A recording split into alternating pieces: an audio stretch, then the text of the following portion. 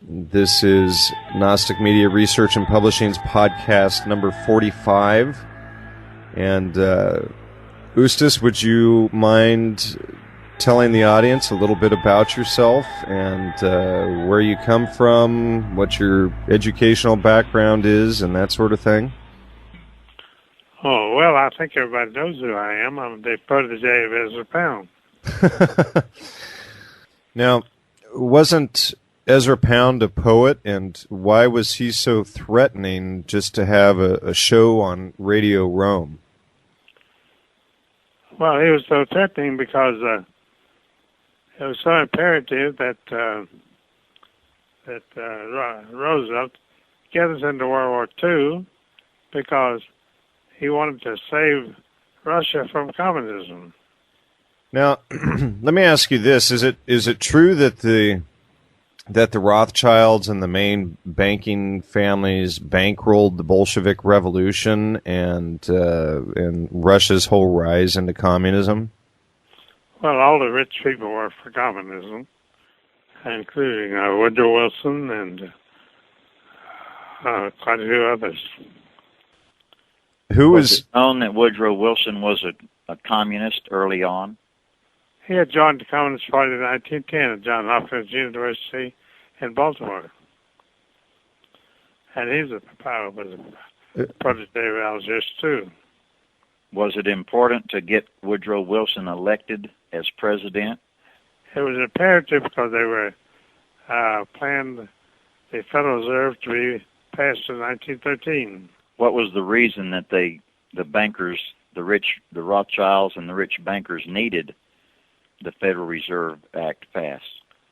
They wanted to save England, and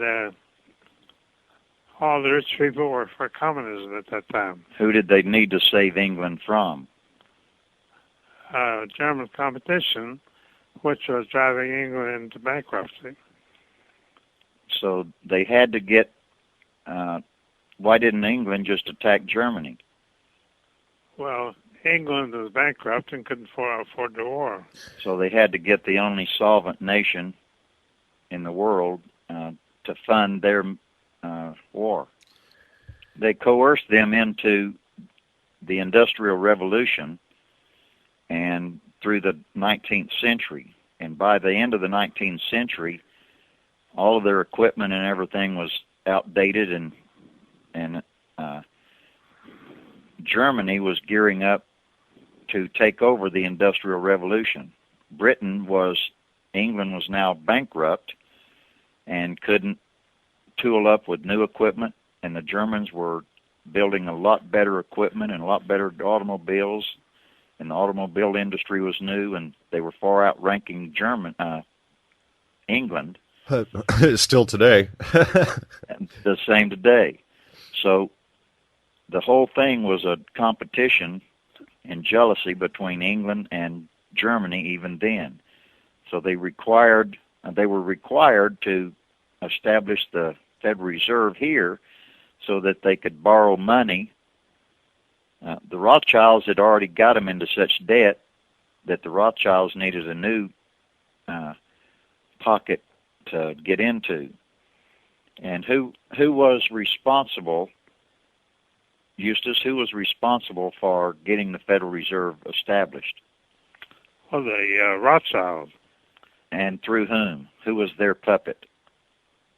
Well, they didn't have any puppet because Baron Albert Rothschild of London financed the whole Federal Reserve System and got it passed by Congress in this country. But wasn't Woodrow Wilson their puppet that they needed to get established as president? Well, he was a communist puppet. Right. He was their communist puppet, and they're all communist. And Roosevelt had to save communism from the German armies. That was Teddy Roosevelt. Yes. And so it was Teddy Roosevelt's responsibility to get everything set up for the Federal Reserve to be established, and that's the reason we had the 1907. What was the 1907 debacle? Panic of 1907. And that was Teddy Roosevelt's responsibility. Who did the Who caused the panic of 1907? That was a single-handed operation of J.P. Morgan, who was a Rothschild agent. So all these things are orchestrated well in advance. They were orchestrated because the Rothschilds had as their goal in World War II setting up the state of Israel as the homeland of the Jewish people. So who was Teddy Roosevelt's hand-picked agent that was the next president to get the Federal Reserve established? Was it Howard Taft, William Howard Taft? Yes, William Howard Taft. But he didn't play ball. He was a Republican candidate for president in 1912, and Woodrow Wilson had been assigned the job of getting the Federal Reserve passed by Congress. So did Woodrow Wilson actually win the election? No, he never won the election. He was very disliked in Washington.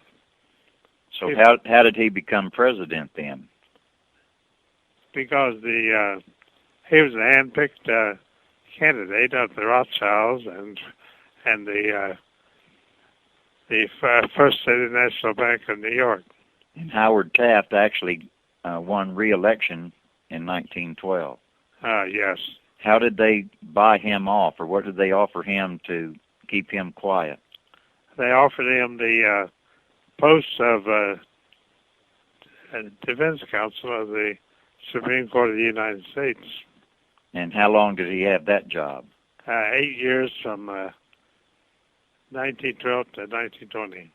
So he knew that he could do a better job for America. He was a true patriot, and he knew he was always a patriot. He knew he could do a better job in that office. Oh yes. As chief counsel to the Supreme Court. That's right.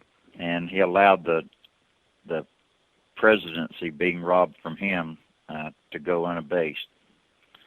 Yes, so Roosevelt was acting as the agent for the Communist Party, saving Stalin's regime from the Hitler's armies in Germany. But you're jumping ahead to Franklin Roosevelt. Let's stay back with the Federal Reserve and it being established. As soon as Woodrow Wilson was in as president, he got the Federal Reserve passed. Yes, he did. And what was the very first act that the Federal Reserve did? What was the first loan that they made? $400 million to England to make it possible for England to start World War I. And that was the reason that they had to get before they could start World War I, they had to get the Federal Reserve. They had to have it signed. The act had to be signed by Woodrow Wilson. That was the only way that they could use the banking system to fund both sides then. Oh, yes. The Rothschilds always fund both sides. England is now able to declare war on Germany, and by 1917, had they won the war? No, Britain had stalemated Germany, and Germany was ready to give up the war. And England was ready to give up the war also because yes. they'd spent their $400 million. Yes. So they were at a stalemate. Who was it that warned England not to sign an armistice with England? And the Rothschilds were still calling the shots, and the Rothschilds had decided to bring the United States into war on the side of England, and to bribe them to do that, they offered a Jewish homeland for the Jews in Israel, which was duly passed. And what was that act called? That was the Balfour Report. And the Rothschilds were given a letter from England which authorized a Jewish homeland for the Jewish people if they would declare war against Germany.